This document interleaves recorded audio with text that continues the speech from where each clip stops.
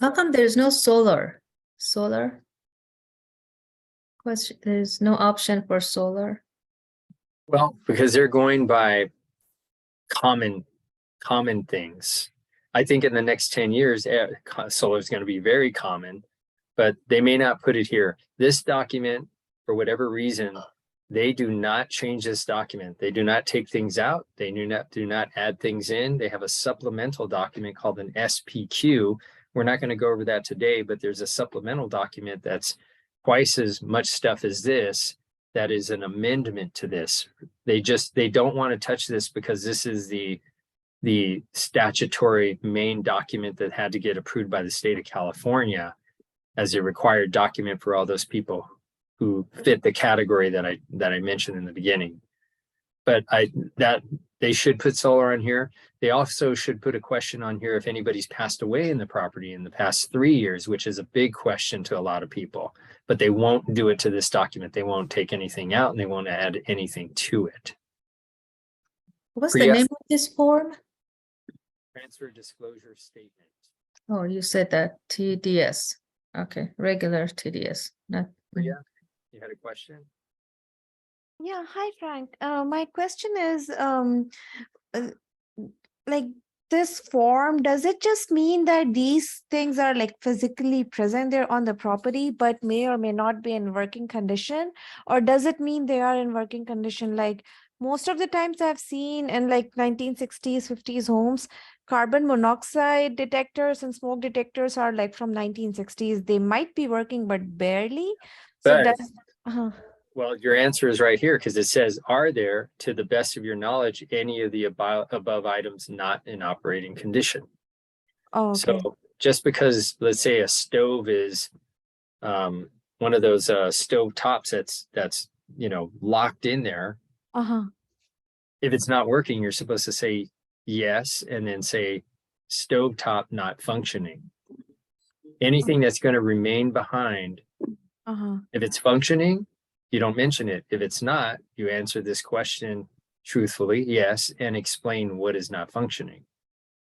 And what happens if the seller does not tell you, like, say 2 of the burners are working, 2 are not, and if the seller fails to disclose that, is there any remedy? Well, probably would show up in your home inspection report and you ask for it then. Okay. But, sellers aren't always clear on things and listing agents aren't always clear on their explanations. So like what you said, I always tell my sellers, if anything is not working, if it's working, sometimes not working or not working well, you may as well say yes and then put not functioning. Okay. Of course, some sellers are going to say, well, it turns on. So I don't want to say it's not functioning. Come on. You think the buyer is not going to buy the property just because that microwave's on the fritz? They want the property, but just out of sake of disclosure, let's just say it's not functioning correctly. Okay. Frank, for the carbon monoxide and smoke detectors, isn't that something that the seller is supposed to ensure that it's functioning? Yes, but once again, it's still the buyer's responsibility to always have a professional home inspection. And that's one of the key things that inspectors check. They test smoke detectors and carbon detectors. You can test them yourself too. I often do. I'll go up there and, because I'm taller, I can reach them. I'll press the button, listen to it beep. Inspector checks them again, listening to them beep. But sometimes a seller, you'd be surprised how much a seller doesn't know about their own property, about some of the details, especially in the attic or under the home. Because sellers don't often crawl under their home or climb up into their attic. So they don't know. So they don't declare what they don't know. Then the home inspector goes into the attic and under the house and finds all kinds of nasty. Buyers get mad. Oh, the seller's trying to hide that. Not necessarily. How many times, do you hear about sellers crawling under their own home or in their attic, especially if they're elderly or disabled or, so that's why we have our home inspectors. Let our home inspectors clue us in onto what's a problem or not.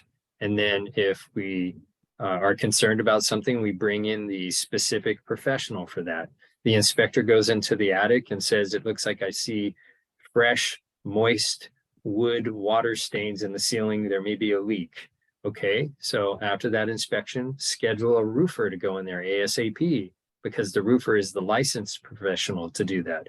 A home inspector is not a licensed trade professional. They're just a knowledge of overall condition of a property to give you the heads up on things you might have to bring a professional to look specifically at. Priya, again, question? Just want to confirm one thing, that about the carbon monoxide and smoke detectors. Mhm. Even if the home, like, there's the counter offer says as is, no repairs. Even then, is the seller supposed to ensure, like, say There- it's for old? But the contract also said that is the seller is to provide all the health and safety items, and these are two of them. These are So two the of the seller items. so the seller cannot refuse health and safety items?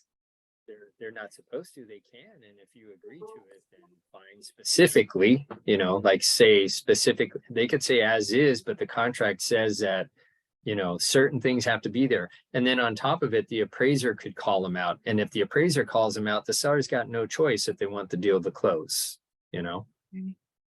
Oh, okay. Yeah. And these can be kind of petty too. Right. I had an agent a while back and everything was going smooth. One of the bedrooms was missing a smoke detector. The whole transaction came to a pause because of one smoke detector. The appraiser refused to let the listing agent send them a picture of it put in. It should have been put in from the beginning. The appraiser said, no, I have to go back there and physically see it, and then I'll sign off on it. Wow. So listing agents know better than to let stuff like that slide. But honestly, some of them do. They just, it's surprising. And I don't like to go into the direction of talking down about people in our profession, but I'd say there's a majority of agents in our industry that don't know what they're doing more than there are agents that know exactly what they're supposed to do. And it's sad. It really is. Thank you. Okay, no worry. Okay, the bottom, I'm sorry, the top of page 2. Once again, it's asking, are you aware of any significant defects, malfunctions in any of the following? And this talks about the more bigger ticket items: interior walls, ceilings, floors, exterior walls, insulation, roof, windows, doors, foundation. That's a big one. Slab, driveway, sidewalks, walls, electric systems, plumbing, other structural components. Right? If they do know of anything, they're supposed to answer yes. No, if they don't know anything. Here's the thing. We will get disclosures and often see no, and then the home inspector goes in there and finds something wrong. Seemingly all about. And then the home inspector finds something wrong with the foundation. Buyers get upset. They said no, nothing was wrong there. But once again, here's the thing. Sellers don't usually crawl under their home, so they don't know. They only know what's obvious and visible. So what do? We go ahead and ask them to do something about it, give us credit, fix it themselves. I'd prefer to ask for credit myself. I'm not big on letting sellers do the fix-in because oftentimes they cut corners, don't get it done right. I'd rather have the credit, the money to do it with the contractor of my choosing. Okay, let me, okay, there we go. Once again, though, if any of these items that they are aware of are a yes answer, you're supposed to explain it. On both of those sections, if there's a yes and there's no explanation, once again, this is not complete. It doesn't matter if everything else is done and written in nice and neat, this is not complete until you put an explanation for any yeses. Okay. Now we're going to go to the yes and no boxes here. Now it does ask a series of questions and some of them might seem confusing. And the C items that ask, are there any substances, materials, or products which may be an environmental hazard such as, but not limited to, asbestos, formaldehyde, radon gas, lead-based paint, mold, fuel, or chemical storage tank, and contaminated soil or water on the subject property? This answer is often no. But here's the thing. If there's a home built before 1978, there's a really good chance that it's got lead-based paint in there. There's a really good chance, if it's that old or older, that it's got asbestos somewhere in the home.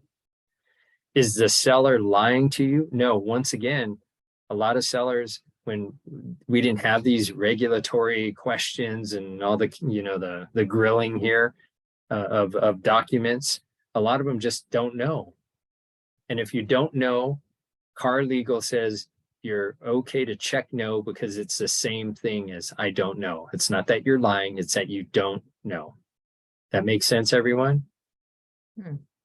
So don't get upset if you see a bunch of no's and then later on you find out something by your home inspector, because that's a home inspector's job, is to put the white glove on and go into detail and look at all the things and notice all the things that a seller may never notice, may never know.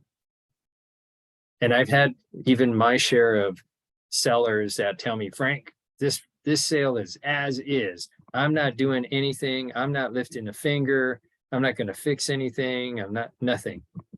And then the home inspector goes in, does the report, and the seller gets to see for themselves all the nasty pictures from under their house or in their attic. They get to see for themselves. And sometimes they have a change of mind. I had a seller over in Long Beach, and he was one of those, nothing, I'm not fixing nothing. And then the inspector took pictures of a pretty nasty leak under the shower pan of one of the bathrooms. And they had a change of heart. They said, well, you know what, if they asked for that, I'll fix it for them. And I said, it's probably better you give them credit. Said, okay, I'll give them credit. I'll do something about it though. I wouldn't want to have to buy a house with that going on. And I had no idea that was going on. So, he was innocent of that, didn't know until a professional or an inspector pointed it out. So he did give the credit. And on that subject, I do prefer, whether you're on the list side or the buy side, that we negotiate credit for repair, basically. Because like I said, sellers tend to try and fix it as cheap as they can. Buyer closes escrow 2 months later, whatever that cheap fix is broken now. And what are they going to do? Your client's going to call you and ask you to call the listing agent, and you're going to ask the listing agent to call the seller to get them to come to do something about it when they already got their money and went to Florida. It can be a challenge. So I'd rather negotiate credit.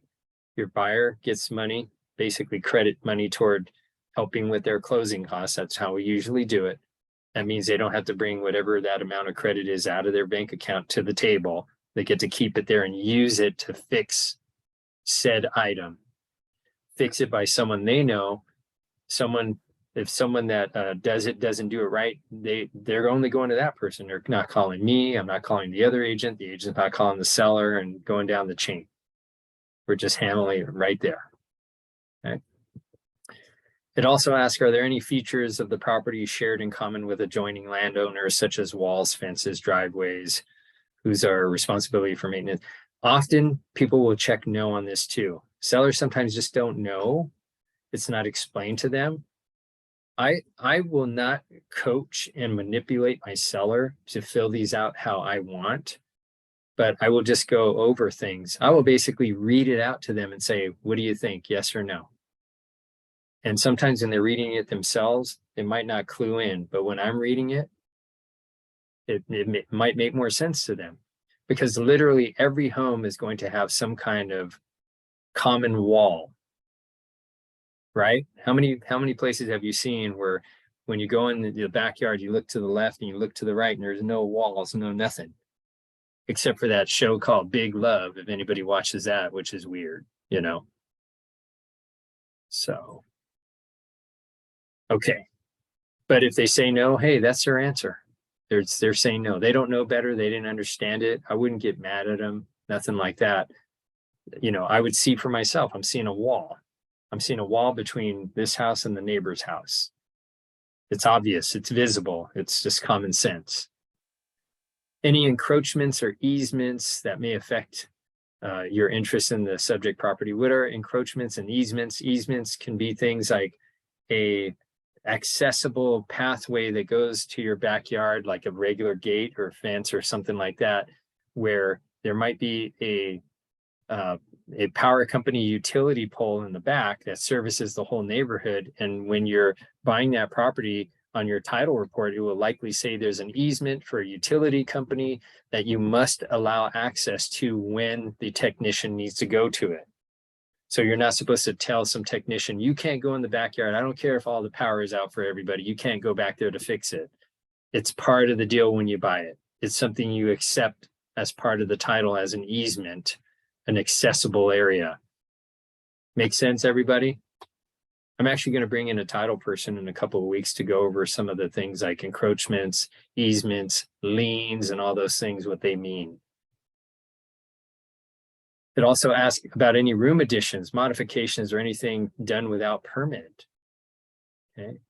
Of course, it asks if they were done out of compliance or with building codes. It asks if there's any fill compacted. What that means is maybe that place, that big piece of land, once it was a dump and they just filled it with land and built homes on it. Happens. Any settling from any cause or slippage sliding. Most of these questions sellers are going to answer no, no, no, just because they just really don't know. Let's see, any neighborhood noise problems or nuisances. And let's go down here to any lawsuits by or against the seller threatening to or affecting this real property claims or damages by the seller section pursuant to section 910 or 914. Any claims, lawsuits, insurance claims, anything like that. Most sellers are going to answer no to all of these. Sometimes they'll get it right and put yes here. Like on the lead-based paint, they'll put yes. And if they put yes, they would put something like home may have lead-based paint. Or number 2, anything shared in common. Yes. Block wall shared with neighbor, something like that. Some sellers are really, really understanding and savvy of it. And some of them are just absolutely clueless and will just no, no, no, check no, no, no. Okay. After that, got to make sure, obviously, that your seller signs it, that you sign it. And then under this area where you, the agent, sign, you're supposed to make a selection here of what you're going to do. Now, we at eXp, our brokers want us to check item number 1 and say that we will provide an agent visual inspection disclosure. I'm going to go over that on another day because I really want to go into detail on each 3 of the most important disclosures and spend, the whole night on it like we are today. And especially this one, because this is a very important disclosure. The rest of it is just signatures. Why is this important? Because this is a statutory disclosure. And if it's not completed, then that means the buyer, okay, in order to protect the buyer, has to have this delivered to them completed, or the buyer does not have to release one of their contingencies here, one of their items, and that item would be right here. L4, review of seller documents. Now, even though they give you the TDS, everyone can see the RPA now that I've switched over. Is it showing the RPA? Yep, it's Should be. showing. Okay. Now, review of seller documents really, really, really focuses on obviously disclosures. And I wish it would have been clearer. Review of seller disclosure, but they say documents. Okay. The most important disclosure for most sellers that don't qualify to not do it, and they have to do it, the most important disclosure is at TDS. If one of those boxes are checked, or let's say one of the boxes are checked yes, and it's not explained, or for any one of those combination of reasons that I spoke of, that document is not completed, and this item L4, 3L4 stays in effect. Until you give that document completed to the buyer, basically through the buyer's agent, then you're giving us 5 days. If you don't give it to me until tomorrow, when you give it to me tomorrow, I got 5 days from that point on for my buyer to review it and potentially back out because of whatever you tell them in there. Because it's not like the buyer has to accept what the seller is telling them. It's for the buyer to decide whether they accept moving forward based on what the seller's telling them. That makes sense, everyone? So listing agents who don't get that document right put their transaction at the danger of giving the buyer extended time above and beyond the time they should have to back out on the seller. So let's say the listing agent wasn't very bright and let the seller accept this offer, giving the buyer 17 days to review all their documents, right? Well, during that 17 days, let's say the TDS was filled out completely correctly. The buyer on day 17 could say, I'm backing out because I'm nervous about you and what you said on the TDS to that yes box. It makes me uncomfortable. Guess what? The buyer has the right to do that. They can back out because of it. Let's say it's day 20, right?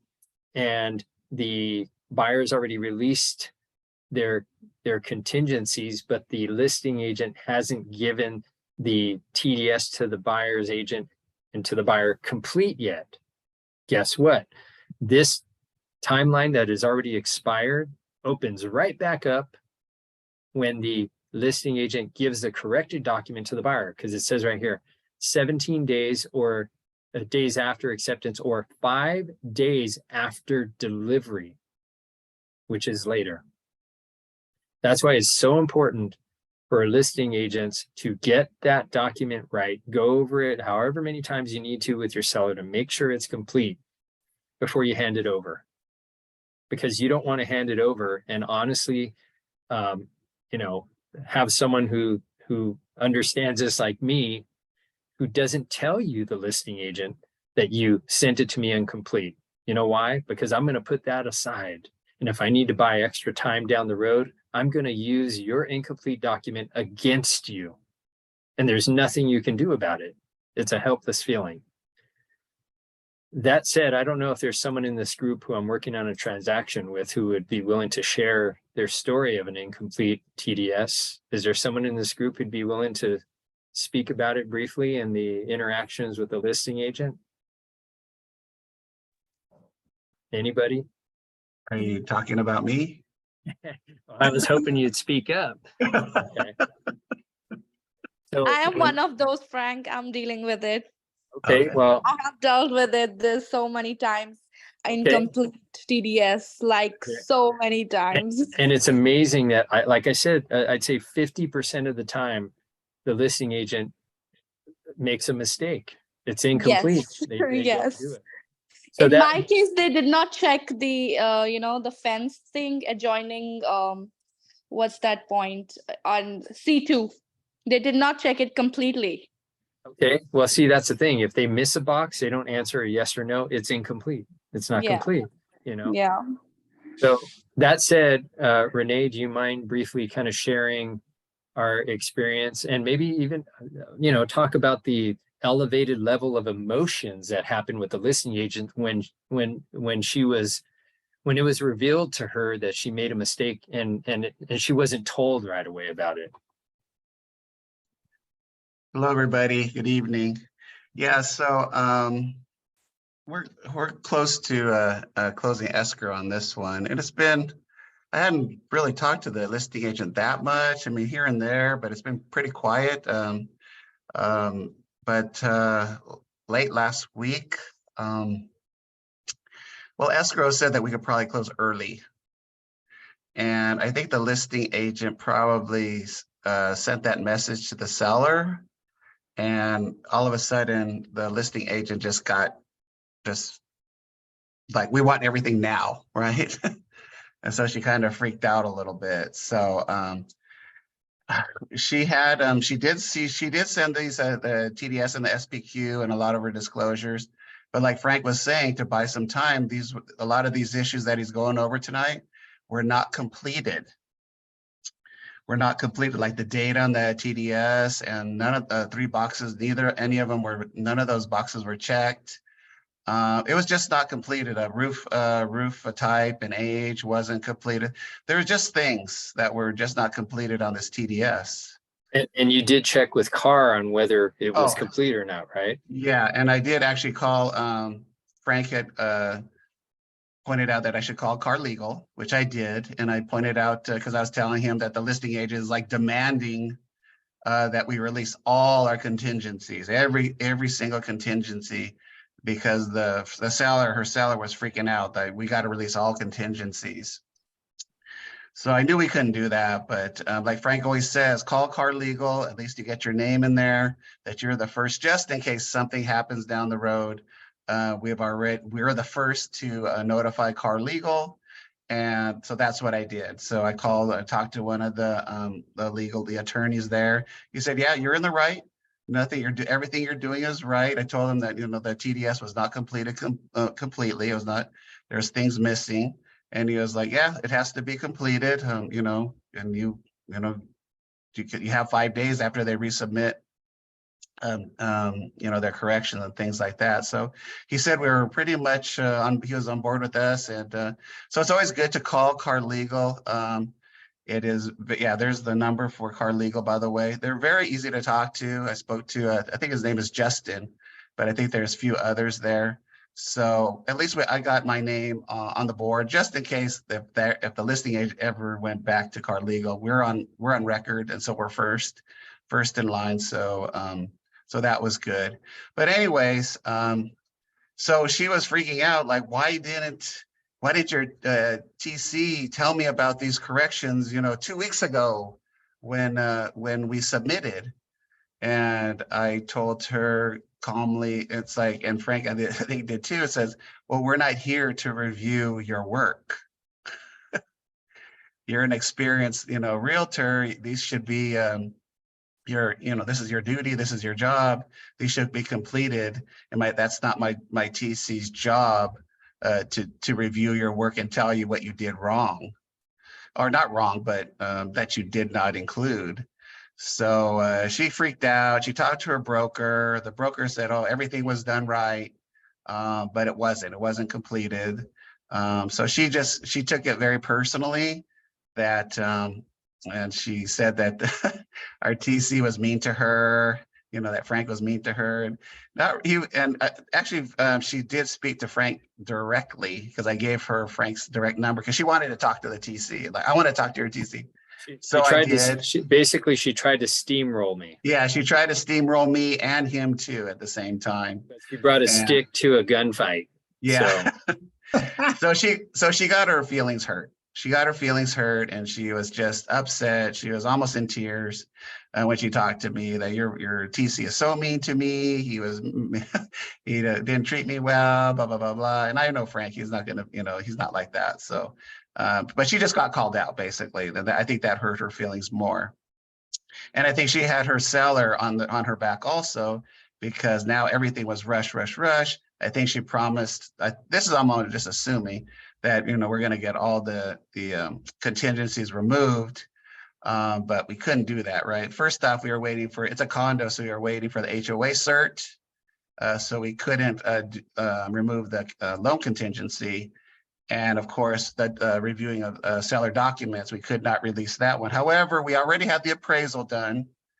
Just to calm her down, we did remove the appraisal contingency, because we did have the appraisal and it came in. So we had no worries on that. We did remove the property inspection contingency, because we already had our home inspector go in and look at that and the rest of that. So just to calm her down, she was like, oh, just send something, just release some of the contingencies so my seller doesn't, get all upset. So we did that. So we released the property inspection and the appraisal contingency and sent it to her the other day. But what Frank's saying, just, make sure these documents are correct.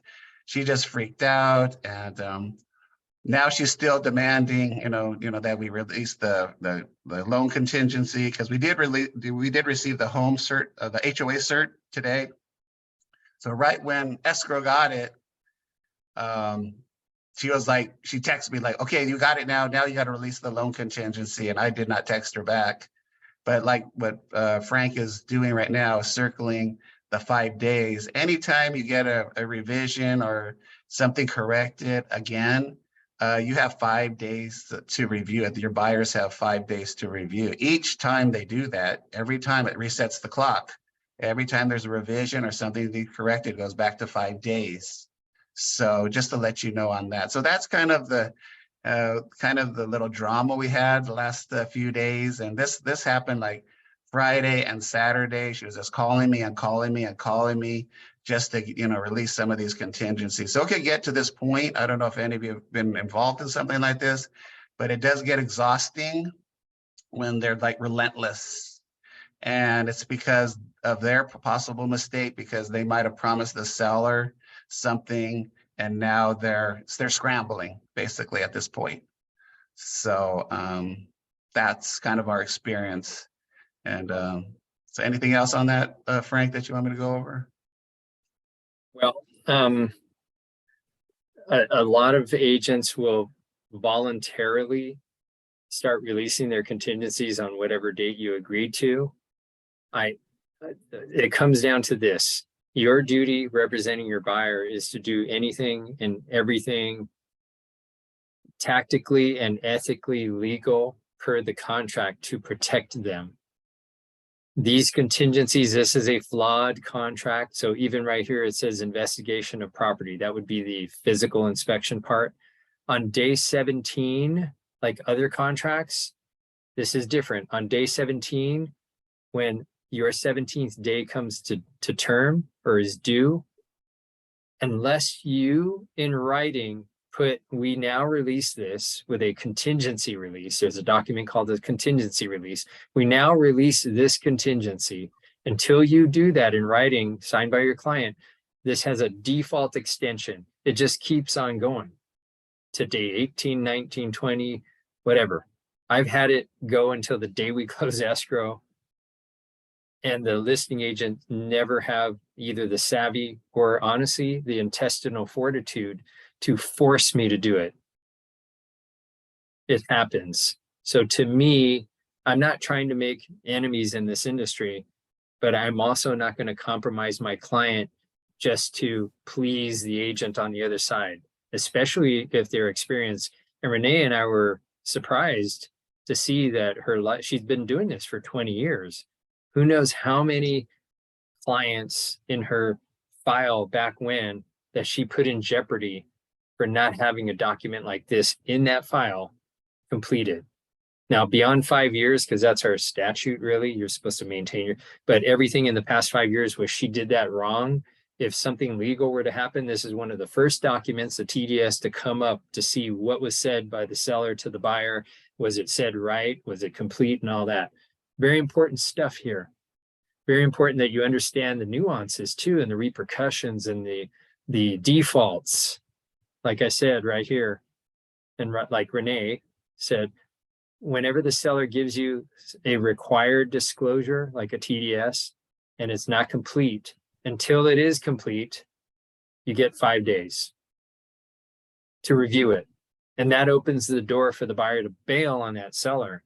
And the seller could be mad as heck as they want, but it's their agent's fault for not spot checking that and making sure that that countdown moves along faster so you can get the buyer closer to committing to a point of no return. And a lot of listing agents just don't know how to do that, or it's too cringy for them to ask for it to be released or send a notice to perform or anything like that. So if anything on this contract, I always say for a couple of months, read the first 4 pages of the RPA, because this is where all the movement is. This is where days are reduced or increased or whatever, numbers are filled in, terms are written in, just, boxes are checked. These first 4, especially the contingencies area, read what all these are about. And actually, if you want to get more elaborate on each one, what it means, like, for example, the loan contingency, L1, if you want to know more detail about L1, go to 8A, go down to 8A.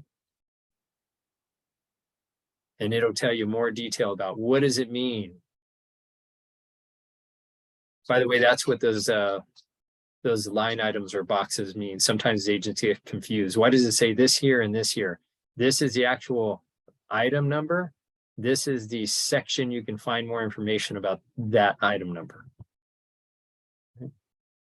I did also put, Renee pointed something out that I was going to point out. Thank you. I appreciate it because agents don't focus on it enough. But in the chat box, I put the number for car legal. Everyone, please take that number and log it in your phone. It is my policy with all my transactions that once I start a transaction, I call car legal. They're going to ask me for my name, my DRE number, the property address I'm calling about. They're going to ask me if there's an agent on the other side. So have the other agent's name and DRE number ready. They're going to confirm that. You're going to have a reasonable wait. Sometimes it could be longer. You're going to be transferred over to a car attorney and they're going to basically have a discussion with you. Yes, how can I help you today? Okay. I find a reason every time, just every time I find a reason to ask a question. Hey, I'm just checking on something. I'm representing a buyer and the seller gave us 10 days for inspection. But you know, if after 10 days, we still don't release our contingency, the contingency still keeps on going on, right? Like it's by default. Yes, it does. You know, I'll just call I already know the answer, I admit. But the reason I do this, everyone, is because whoever calls the car legal department in the transaction first is now the main, at the front of the line, basically. If the other agent were to call after, car legal will look in the system and say, ooh, the other agent called first. We can't talk to you now. It's a conflict of interest. They will, in all fairness, give you the number for 2 or 3 real estate attorneys, but they're not car attorneys. They're not the attorneys who answer these questions day and night and have a better, more clear answer, because this is their bag right here. They do this all day long and they get good at it. It's going to be some outside real estate attorney that may be qualified to discuss real estate, but they don't do this, you know, 100 times a day. They don't do this all day long and get really good at it. And sometimes they just seem like you're bothering them. I've had this feedback from agents who didn't call first. So I usually call first to get that priority position in line. And another reason I do it, obviously, is because it can be psychologically demoralizing to the other agents sometimes, where they quit and they're like, okay, whatever, we're just going to give you whatever you want, credit, whatever, we just want this over. Very interesting area here. So get to know what contingencies are, what they're about, and basically what they are is the protections of the buyer. Protection for the buyer in case they don't like what they're seeing physically or materially, or documents that they don't like, something that's said. Oh, boy, I thought it was just me. I think we lost Frank. Bro, Okay, well, that's perfect timing because it's bedtime for me. Oh, bedtime for you, Misty. Yeah. 9 Are o'clock. you gonna have Wednesday? Yep, I'll be there. I'll see you then. Bye-bye. Okay, good Bye, night. everyone. Bye. Good night. Oh, here he is. Here he comes back. He's coming back. Yeah, my net went down. My apologies. I hit the road. All right. Any questions about what we talked about tonight? No? Frank. Yes. So you're Yes. saying, I just want to double check. You said you're suggesting we call car legal first after Yes. every transaction? Yes. I mean, Okay. there's something you can ask a question about literally every time you start a transaction. Even as many years as I've done this, I can go in there and just, you know, verify what I already know. But to me, it's really a tactical thing. I want to get in there first so that I get priority conversation with the attorneys. And if I'm in a transaction that's getting really heated, attorney, keep calling the attorney and getting all the best. Okay, and are you gonna share the phone number and on the WhatsApp link? It's in the chat. Oh, In oh, place it's so in the that chat. those rules Okay, can I'll look stick, you know? So those are the people I want to talk to.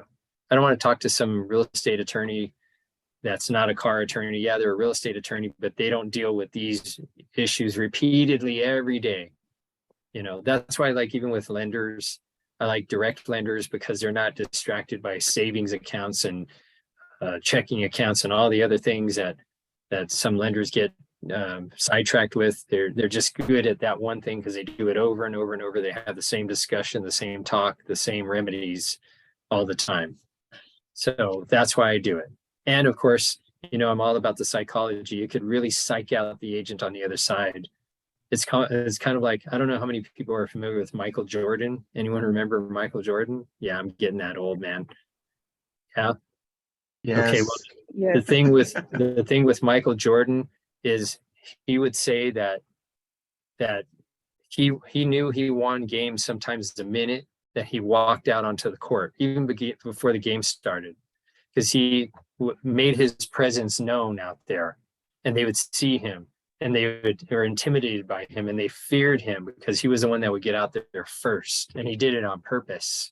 You know, people would think that no, Michael, you know, the biggest basketball player in the world is going to come out last and late and whatever. No, he's the first one out there, and the other players would see him and they were just enamored by it. They're like, wow, that's Michael Jordan, whatever, you know.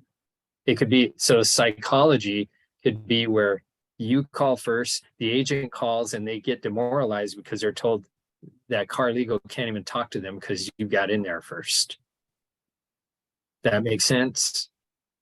It's almost like you're defeated before you even got to ask a question. Yes, thanks for the tip. I'll save the number. That's why I do it. Okay.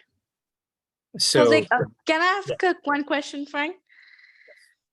So what if, you know, we pinpoint so many mistakes for sellers on listing agent on TDS, and out of all of frustration, she just sends out a notice to perform, even though we are within the timelines of contract, you know, it has happened. well, here's the thing. If she were to ask you to release all your contingencies, you can tell her, you can say, no, I'm not going to release all the contingencies. I'm only going to release the ones that apply to, and basically apply and are valid. And you asking me to release the review of seller documents, I can't do that because you haven't even given me the documents correctly. Yeah. So how am I I can't compromise my buyer like that. So I'll release the inspection, the physical part. I'll release the appraisal because that already came in, like Renee said. I'll give you bits and pieces, but I'm not going to give you the whole until you give me the whole, because my buyer doesn't have to. Those are the rules. Until you give me that, we have, and when you do give it to me, we've got 5 days from that point before you can start asking me to release that part, because you didn't do your job. It doesn't allow me to do mine, you know? Yeah, got it. Yeah. But it could be the one thing that helps you get out of a transaction. And sometimes some of the attorneys will say, well, it's not the strongest argument in the world, but it's, you know, it's a bullet that you can put in your gun to fight with and argue about. And that's the thing with the law. You've heard this before, just even one benefit of the doubt can change the course of a case.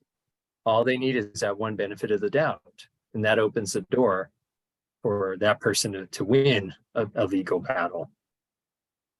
Yeah, Hey, so Frank, can I that- add something? I'm sorry, Tanya. No, go ahead. Oh, talking about notice to perform, just on my scenario here, she did threaten to send us a notice to perform. She threatened it, but Frank kind of shot her down, saying, you know, well, just what he said, because what she sent us was incomplete. So there's no way that she could have sent us that because what she on her side wasn't complete. So she could not send us a notice to perform. She never did. She hasn't, but she was threatening to do that. So the seller told her to do that, but she never did. So what if she sends, is that, it's not legal, right? Till the time we are within the timelines. Well, depending on what the notice to perform, if she had sent a notice to perform to release the appraisal and the physical inspection, she would have been right. We would have had 48 hours till 11:50, 9 p.m. at night to do that, or they could cancel on us. But she kept repeatedly asking for all contingencies to be released. And because she neglected to give us everything to give us the ability to do that, we don't have to do that, you know? And I did tell her in that conversation, I don't know, maybe this is why she thought I was being mean. I said, honestly, I could send you a notice to perform because you're not giving the buyer the documents in the time that you're supposed to give them, not complete. So it's almost as if you didn't give it to me at all because it's not complete for that disclosure, because it's the most important one. It's a statutory disclosure, meaning it's required. It's a requirement of the state of California that be in the transaction if you don't meet the areas to be exempt from it. So, and I think at that point she just got frustrated and she kept threatening, but you know, it all comes down to this too. And I am used to it. I know that. So I admit I'm desensitized to it. I think Renee got a kick out of it. How like, Frank, why does this humor you? And I was just like, well, because I go through this so many times and, you know, I've heard the car attorneys tell me 500 times, no, that's not how you do it. That's not how you do it. That's not right. It's never, ever going to be right. But sometimes these agents will swear that they've got magic powers. And this time they're right. This time the rule doesn't apply. And it does humor me. And sometimes it makes me mad.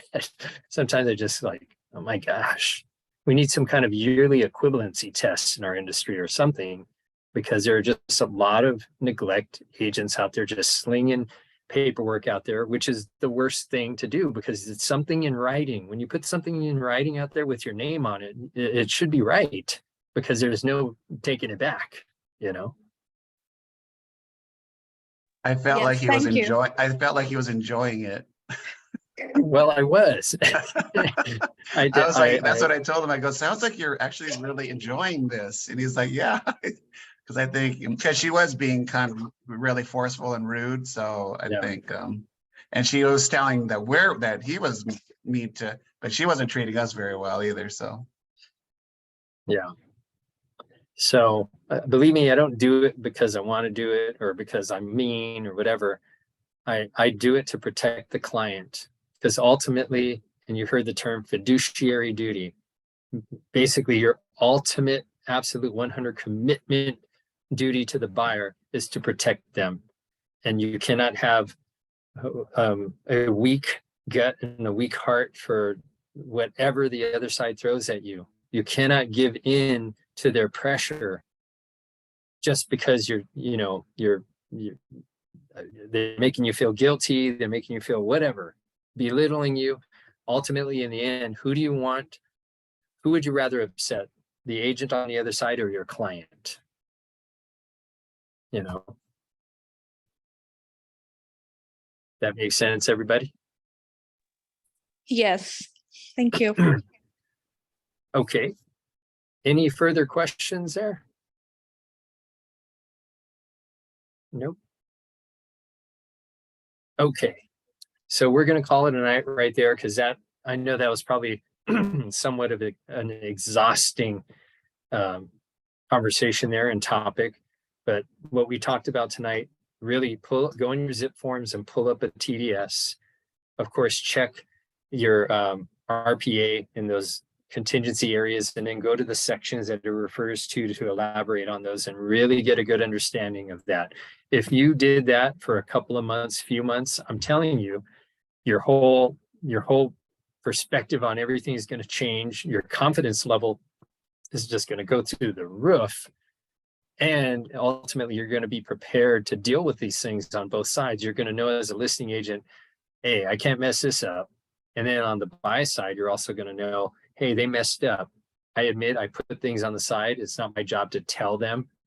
I'll tell them when I feel I need to tell them, you know. And I've had a number of transactions in the past couple of years where honestly, I just was able to maneuver through the transaction to the point where I didn't release even one contingency until the day we close. Just because the other side wasn't prepared, or honestly, maybe they didn't have the will to send a notice to perform. Maybe they were afraid that they were going to trigger the buyer and the buyer was going to back out. So they just let it go and keep kicking the can down the road. So anyways, get to know contingencies, get to know that TDS and what to look for to make sure it's complete. Okay. If anyone wants a copy of this draft sample, go ahead and text me tonight and ask me. And be sure to put the best email in there for you. I should have everyone's email, but let me put my number in here. And I'll go ahead and send you a copy of a sample of a TDS and the common areas that people miss, so that you don't miss it and you don't get on the other side of an agent who understands this stuff that gets you trapped, basically. Even in a seller's market, if you know what you're doing here, you could take full control of a transaction on the buy side in a seller's market. It's pretty wild. Okay, that's where we are. Thank you very much for joining us tonight. Remember, tomorrow is Tech Tuesday with Coach Kane at the same link at the same time, 8 p.m. He's talking KV Core, he's talking technology, applications, social media, all that stuff. Got to come in here. And then on Wednesday, it's Can't Miss Wednesday with Coach Renee, veteran appraiser, who's going to show you how to really dial in on figuring out what a property's value is. Got to be in here on these 3 days. If you come in here, I'm telling you, in 6 months, you're going to get honestly better knowledge, better training than you would for these $10,000 a year systems that people charge out there. Thank you very much for joining us tonight. Remember, Tuesday and Wednesday, come back on in and get your learn on, and have a fantastic night.